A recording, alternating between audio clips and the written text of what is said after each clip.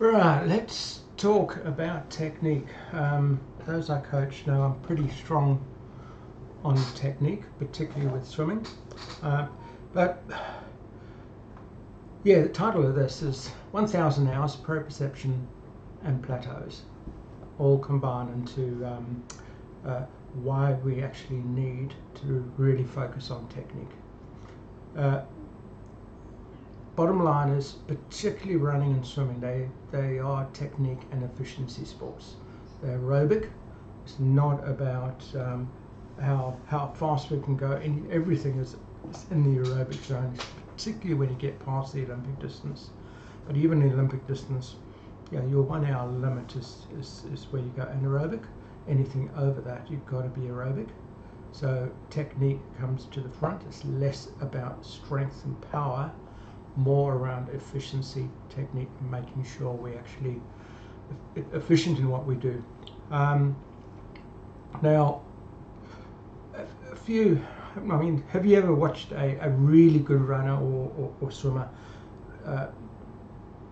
Certainly when I do, I wonder not so much around their strength or power, it's just how smooth they are and how efficient they are. The movement is fluid. They seem to they seem to have a balance and an even stride, less effort than anybody else. For instance, some people running at 5 minutes per kilometre look like they're really working hard, and yet the elites running at 5, they are smooth. They're not putting a lot of effort in, or seemingly. They're fluid, they're tall, they're long, they're elastic. It's a massive difference between your middle of the pack and your elites, and it's mostly technique. We all wonder at them, at how they actually get that right. Yet we end up going out there, pushing ourselves to be stronger, faster, really focus on effort and duration. And really do I see athletes, particularly age group, middle of the pack athletes, actually focused properly on their technique and what they're doing, and building a proprioception of what needs to be where, when, in terms of timing.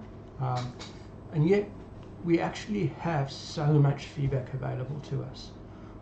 All we have to do is have a little bit of understanding of what good looks like, what good feels like, have some be a bit inquisitive into how to run and swim properly, and we can slowly build over time towards getting that efficiency that's going to actually make us faster for less effort than if we just keep on pounding the pavement or swimming up the black line, just trying to get faster through effort. Now, the big thing is we've got to understand where we're going, element by element, piece by piece, one focal point at a time to actually build that efficiency.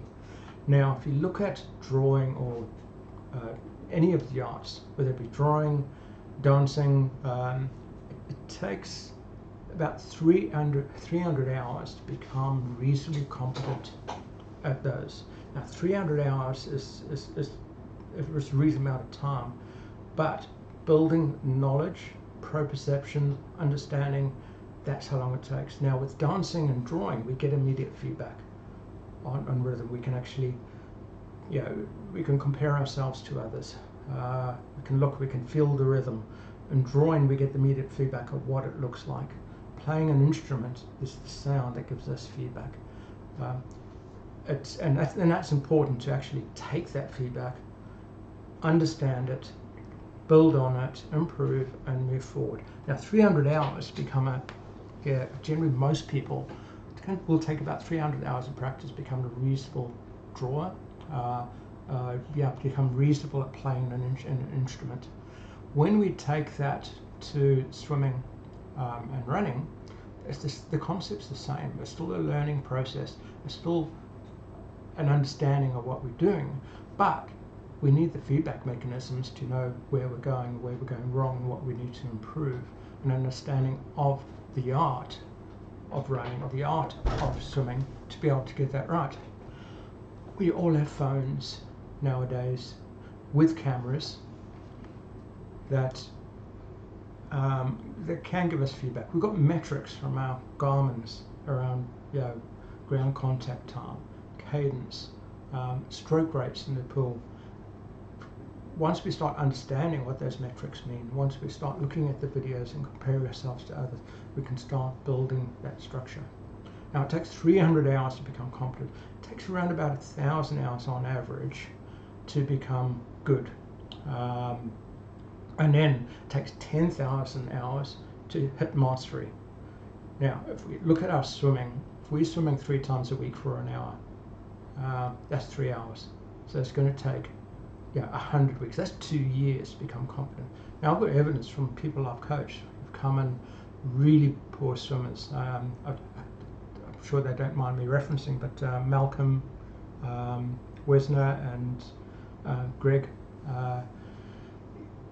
Mack, they both came to me for coaching, and really significant errors. Now, those two really did take what I was saying to them to heart. They understood, and they kept on asking me the questions to become better, and they were inquisitive about the sport. They did their 2 years of constantly trying to improve and correct their stroke, improve technique, and now both of them are what I call good, competent swimmers. Not elite yet, because they haven't done the 1,000 hours. They've done their 300 hours, and now they're not poor swimmers. They're good swimmers. And that's just an example. But without doing those 300 hours with focus of what you're trying to correct, you're not going to get there.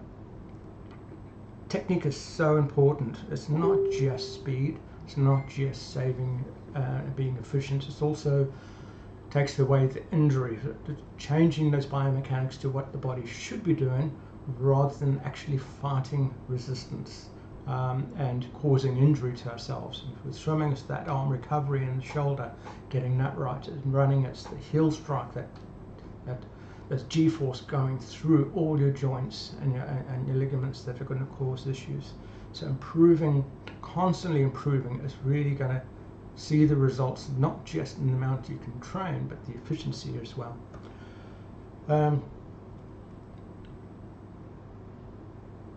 Proprioception is not easy. Proprioception is having that feedback, understanding where, the timing of stroke, your body position, what should be where, when, what are the angles you should be working with. It doesn't come, because when we run, when we swim, I have so many people, when I see their first video that I take of them and I play it back to them, they are shocked because they didn't understand what they were doing. When we start watching, feeling, looking at the metrics, we can start building that proprioception, that intuition, and moving towards efficiency. Feedback is easy if we really want it. It's all there in the metrics. We just got to understand what they mean. The video is, just a straight comparison in slow motion from a good runner, competent runner, to yourself will give you that feedback. Having a coach who understands technique can also help you point out, one, the change that needs to occur, two, how to go about it. What are the key points in the stride or the stroke to monitor, to have a focal point on, to actually concentrate on over time. Change happens slowly.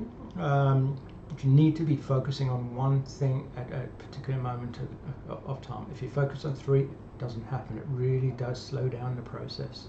It's going to take you 500, 600 hours to become a good swimmer if you're trying to fix everything at the same time. There are layers to good technique, so we try to focus and correct one thing at a time. And sometimes we'll go out and around, I'll focus on 3. I'll spend 5 minutes on one, 5 minutes on another, 5 minutes on another, and then cycle around, and slowly they combine together. So really important, build proprioception of what good should look like, what it should feel like, and then slowly move in that direction. And as you start knocking over and get better at one, you focus on another, and you spiral upwards, slowly improving. My recommendation is find 3 improvements to work on, and then cycle through them, and then find another 3 as you feel those starting to lock in and become natural.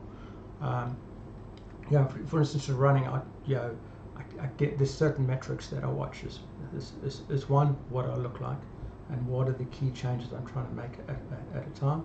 Then behind that, I'll actually have on my watch, I'll be monitoring my ground contact time, I'll be monitoring my cadence. And slowly those refine. So you've got the feedback of the ground contact time and cadence, but you've also got the visuals in your head of what should be happening as well, and the focal points that you're concentrating on. Swimming, same thing. You want that physical feedback as well as the metrics.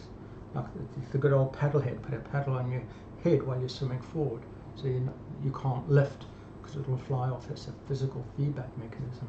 But there's loads of these tools, tricks to do it, but you've got to have a key focus of wanting to improve technically rather than just wanting to improve physically. End of the day, fitness is not how strong you are or how far you can go or how fast you are. Fitness is really your preparedness to complete a task. It's all the factors that help you perform. So fitness is not necessarily health or strength or aerobic capacity. It also includes the technique. It's your preparedness to actually complete a task, which is the race that you're after. Technique is the foundation. I actually see technique as being the primary thing we should be focusing on. So I found somebody who really focuses on technique and just does the aerobic runs will probably end up faster, quicker than somebody who's just going out there and putting 100% effort into every single session they do in terms of physical performance. 300 hours.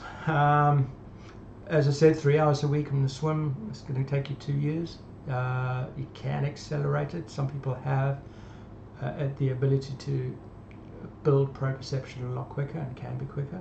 But again, that 300 hours can be quicker if you really focus on one thing at a time and layers and spiral upwards rather than trying to just force that. My recommendation, make technique your number one in training. Every single training run, swim, and even cycle in terms of your pedaling efficiency should be part of every single training session. Yes, we have our effort sections and intervals and things like that. If you're not doing intervals and doing flat out, you should be trying to build that efficiency. What is that thing I'm trying to clean up? What is that time I'm trying to move forward? We can look at training programs, some of the downloaded ones, and it's all around amount of time you need to be out at, the zone you need to be working at. It's all about zones, duration, strength, and the numbers are about heart rate, pace, etc. But there's very little programs that actually include what are the numbers that you're actually looking for. What's the efficiency number? What's the efficiency factor of your runs? Is that shifting? Key points of training. If you want to become an elite, you've got to run like an elite, and that is mostly technique that's going to get you there. That's it for today. I've got a run session clinic tomorrow, which will be interesting. And as we know, there are swim sessions and swim clinics.